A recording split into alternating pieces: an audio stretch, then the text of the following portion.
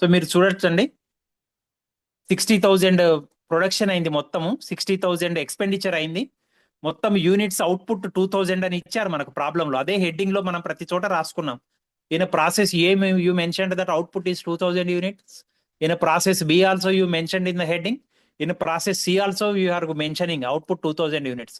So 60,000 expenditure by 2,000 units, you will get 30 rupees. So that is what here it is. ప్రతి ఒక్కటి 42,000 divided by 2,000, you will get 21. 4,000 divided by 2,000, you will get 2. 10,000 divided by 2,000, you will get 5. 2,000 divided by 2,000, you will get 1. Again 1. So now total 60,000, 30 మళ్ళీ right side తీసుకొని వస్తున్నాం, credit side. Same output transfer to finished stock అంటాం.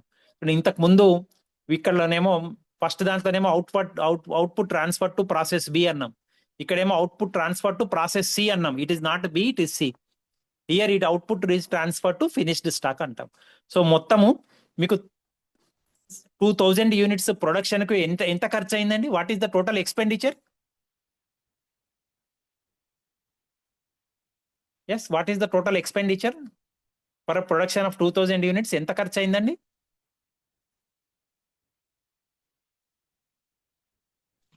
30 rupees అసలు. మొత్తం 30 రూపాయలకి production అయిపోయిందా?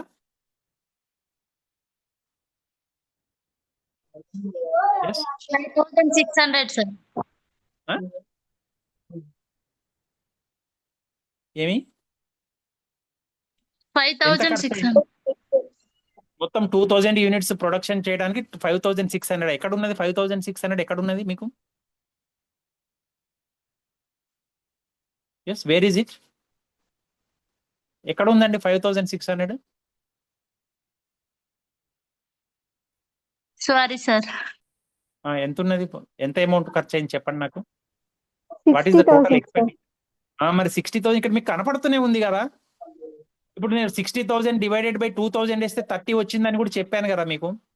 మళ్ళీ ఎంత ఖర్చు అయింది అంటే 30 రూపాయలని ఒకరు చెప్తారు, ఒకరు 5,600 అని చెప్తున్నారు. మొత్తము ఎక్స్పెండిచర్, టోటల్ ఎక్స్పెండిచర్ ఈ 60,000, total production is 2,000.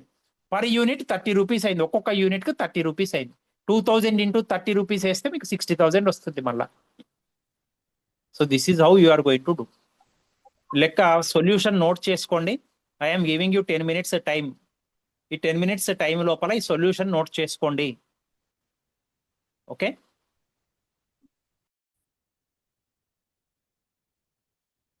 Process B, C note down at a time.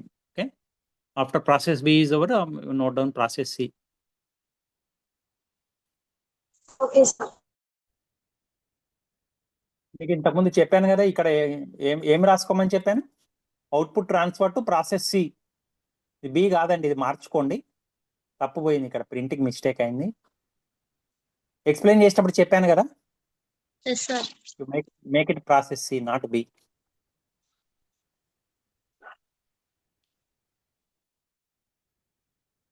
Yes sir.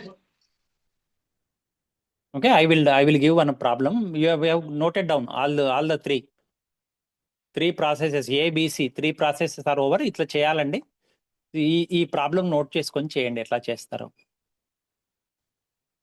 This problem I am giving for you as homework.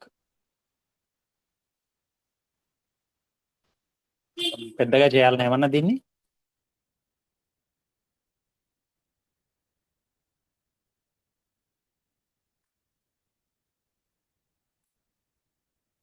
ఈ ప్రాబ్లం నోట్ చేసుకోండి. Note down this problem. Please check the video. Once again, after my uploading is over, you again check the video. మళ్ళీ ఒకసారి అర్థమయ్యేటట్టుగా చూడండి.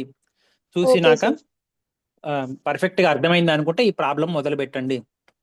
ఇవి ఇక్కడ చివర్లో, ఈ problem చివర్లో ఇచ్చిన గమనించండి, ఇవి వాక్యాలు ఇచ్చారు. You ignore this. మన దీన్ని పట్టించుకోవాల్సిన అవసరం లేదండి. Ignore stock in hand and work in progress at the beginning and end of each week. ఇది మనం ఆటోమేటిక్గా ఇట్లనే ఇదే పద్ధతిలో చేస్తుంటాం. మనం ఫస్ట్ ప్రాబ్లం చేసింది కూడా ఇదే మెథడ్. వర్క్ ఇన్ ప్రోగ్రెస్ కానీ స్టాక్ ఇన్ హ్యాండ్ కానీ గుర్తు ఏం పెట్టుకోం మనం. మొత్తం కలిపి చివర్లోనే ఫినిష్డ్ ప్రొడక్ట్ కిందనే లెక్కిస్తాం.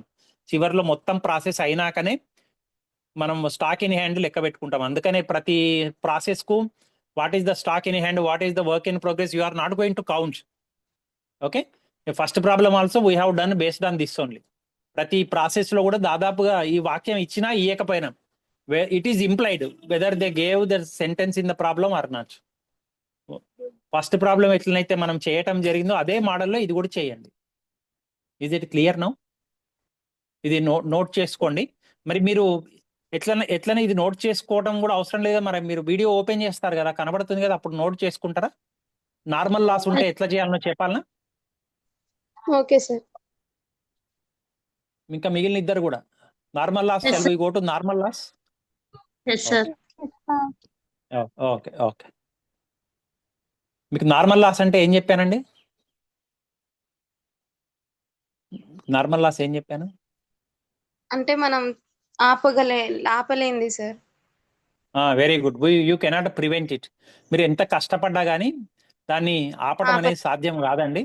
సో అటువంటి దాన్ని లాస్ అంటామండి. It is known as normal loss. Abnormal loss అంటే if you take preventive measures, if you take appropriate steps, you can prevent that loss. That loss is abnormal loss. మీరు జాగ్రత్తగా చర్యలు తీసుకున్నట్లయితే దాన్ని ఆపడానికి అవకాశం ఉంటుంది. ఓకేనా? ఇప్పుడు ఏదైనా దొంగతనం చేస్తారండి, మీరు సరిగ్గా లేకపోతే దొంగతనం చేస్తారు. If you are not strict, if you are not vigilant, what they will do? Some employees or some customers may cheat you. మీరు దాన్ని అబ్నార్మల్ లాస్ అండి. అది ప్రతి షాప్లో అట్లా జరగదు. ఇప్పుడు మీరు ఇసుక ఉంది, ఎంత తీసుకొని వచ్చి ఎంత 10 కిలోల బస్తాల 10 బస్తాలో లేకపోతే ఒక ట్రక్కుడు ఇసుక తెప్పిస్తానో, ఒక లారీ ఇసుక తెప్పిస్తానో, కొంత లోడ్ చేసేటప్పుడు కొంత అన్లోడ్ చేసేటప్పుడు కంపల్సరీ ఇసుక లాస్ అవుతుంది, మీరు ఎంత జాగ్రత్తగా చర్యలు తీసుకున్నా కానీ. So that is normal loss. ఇప్పుడు దొంగతనం జరిగిన వలన వచ్చిన నష్టం abnormal loss. You can prevent it. మీరు ఆపచ్చు దాన్ని. ఓకేనా? రైట్. ఈ ప్రాబ్లం నోట్ చేసుకోండి.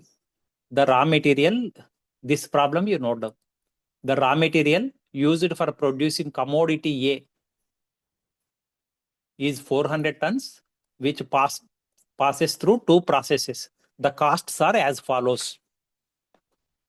This problem you note down.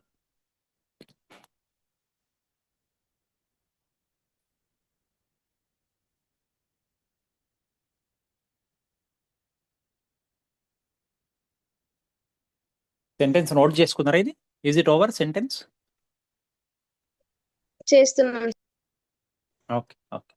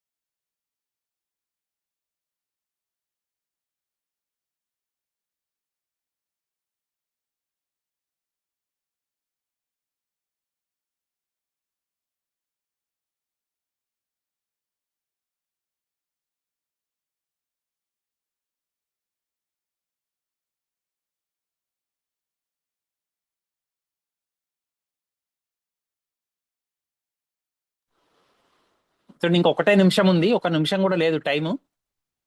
మళ్ళీ exactly at 3:45 you join. Okay, 3:33 అయింది. At 3:45 you join. ఈ ప్రొఫార్మా కొట్టి ఉంచండి. ప్రాబ్లం నోట్ చేసుకున్నారా? సార్. ఈ proforma debit side, credit side, process 1 account, particulars unit amount, particulars unit amount. ఇది తప్పించారు heading, particulars units amount. రాసుకొని ఉంచండి, ఎట్లా చేయాలో చెప్తాను నేను. Okay sir. Is it okay? Join at 3:45. Okay. Okay sir